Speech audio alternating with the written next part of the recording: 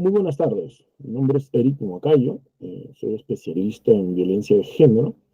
Trabajo en la región Arequipa, justamente como especialista en temas de violencia de género y políticas públicas relacionadas a violencia de género, violencia contra la mujer, en el ente rector que es el Ministerio de la Mujer. Bien, vamos a empezar este módulo hablando y contextualizando un poco respecto a las cifras de la violencia hacia los niños, niñas y adolescentes en el Perú. ¿Listo? Es una de las primeras cosas de las que tenemos que hablar respecto a estas cifras, es los porcentajes según la percepción que se tiene, respecto a normalización de la violencia. Este porcentaje, por ejemplo, en estas encuestas realizadas a nivel de la ENDE, se percibe que el 48% de niñas, niñas y adolescentes justifican la violencia hacia ellos. ¿Listo? ¿Esto por qué? Porque se consideran parte de una familia, una estructura familiar, y es lo que han venido percibiendo desde que eran muy pequeños. Es decir, desde que nacieron se han dado, se han percibido situaciones de violencia, entonces crecen bajo ese patrón y es un tema normal para ellos.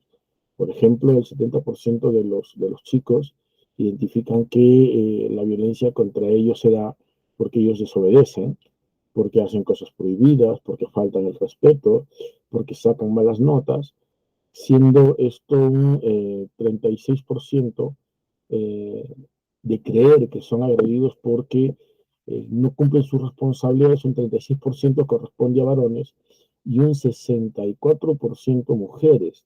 Ojo, es decir, la percepción respecto a varones que normalizan la situación de violencia respecto a sus fallas en las responsabilidades domésticas corresponde a varones, y un 64%, casi el doble de esto, corresponde a mujeres.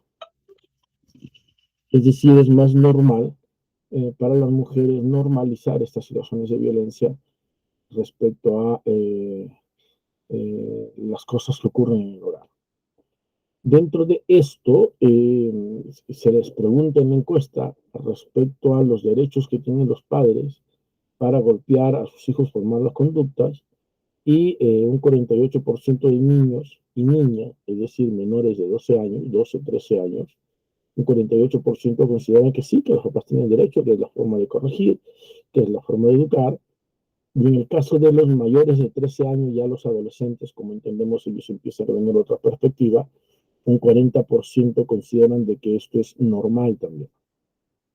De la misma manera, y aquí sí hay una diferencia, el 13% de niñas, niñas y adolescentes menores de 13 años consideran que es normal que los maestros los castiguen, los maltraten físicamente para el tema de corregir esas malas conductas, frente a un 6% de adolescentes.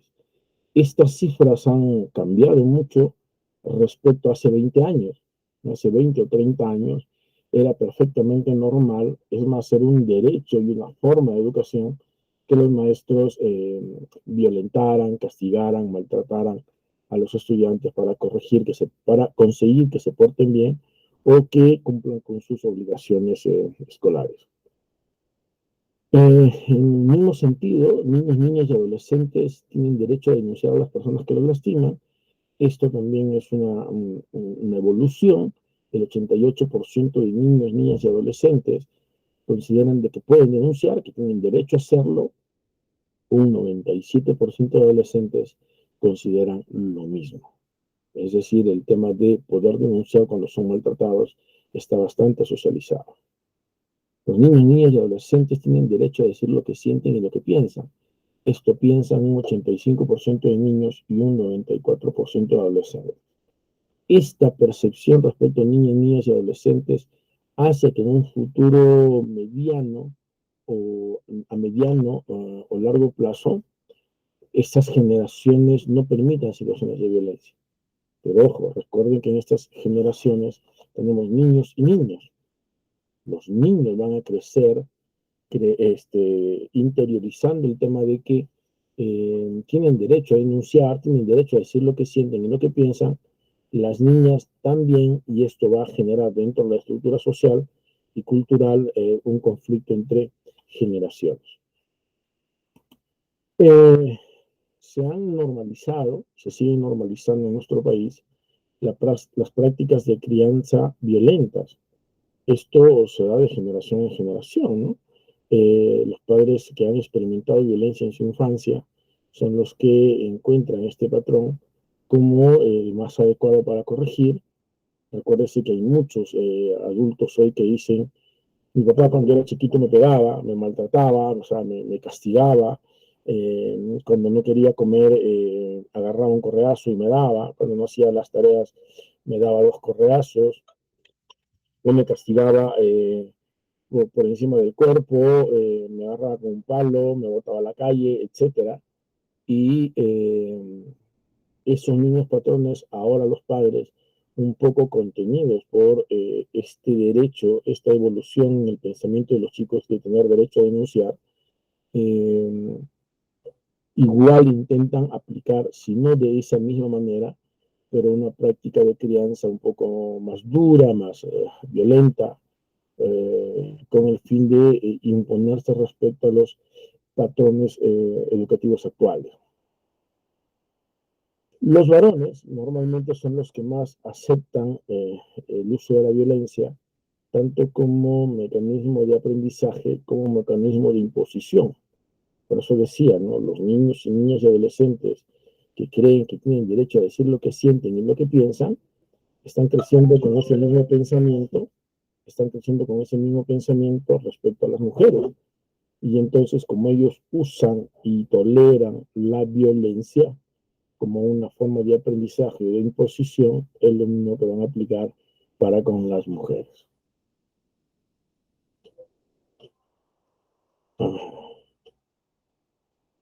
Existen algunos factores de riesgo asociados a la violencia. Algunos de esos factores de riesgo están relacionados íntegramente al tema de las obligaciones domésticas y escolares desmedidas, y hay una gran diferencia respecto a lo rural del urbano.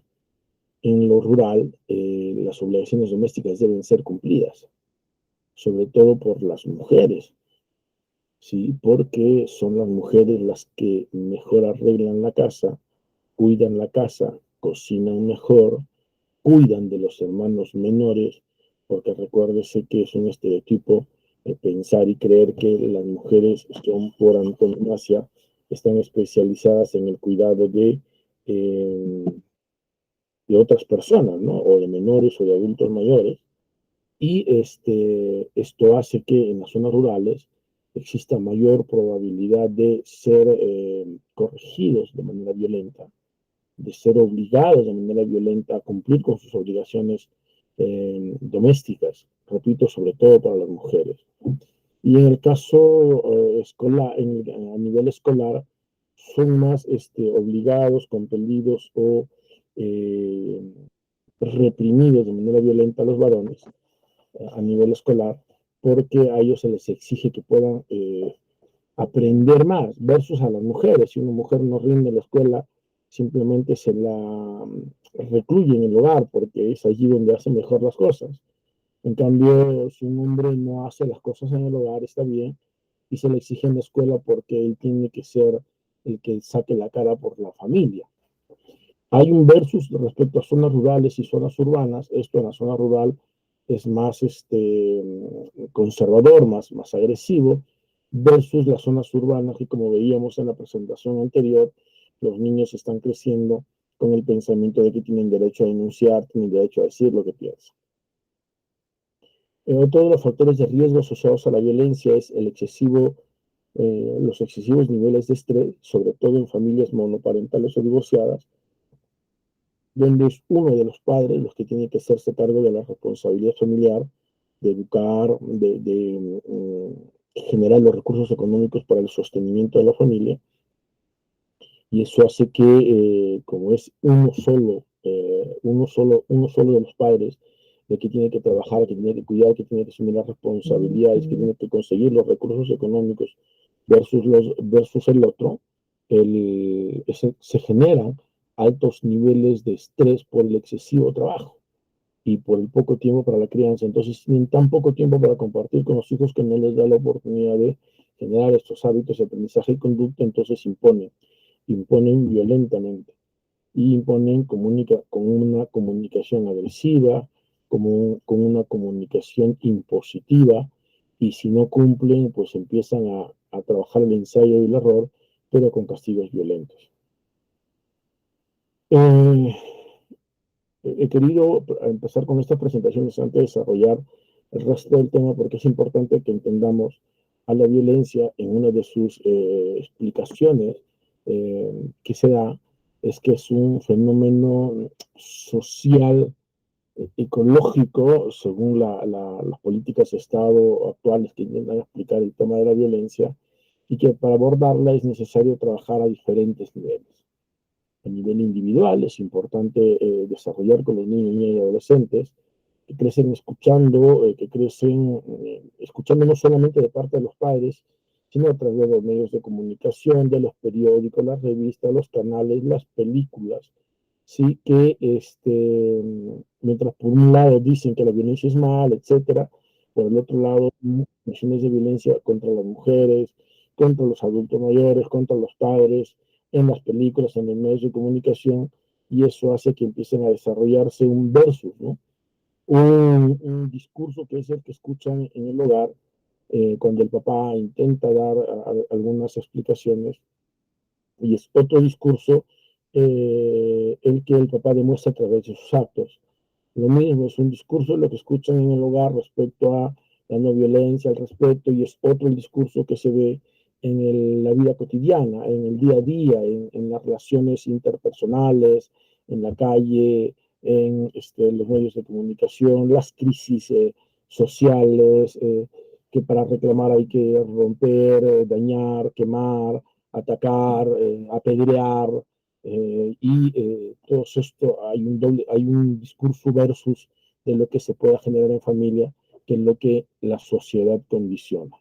Entonces, aquí hay que hacer mucho trabajo porque este criterio de violencia se empieza a entender o a desarrollar como un mecanismo de afianzamiento social en el que los niños empiezan a crecer. Es decir, para que te integres a la vida social, tienes que ser violento porque si no eres violento, van a ser violentos contigo, y entonces, como dicen algunos, es mejor ser martillo que clavo. El segundo aspecto en el que se tiene que entender e intervenir es a nivel de los factores interpersonales, a través y el espacio por excelencia de afianzamiento, ensayo y aprendizaje de relaciones interpersonales en la escuela, el instituto, la universidad, porque aquí los niños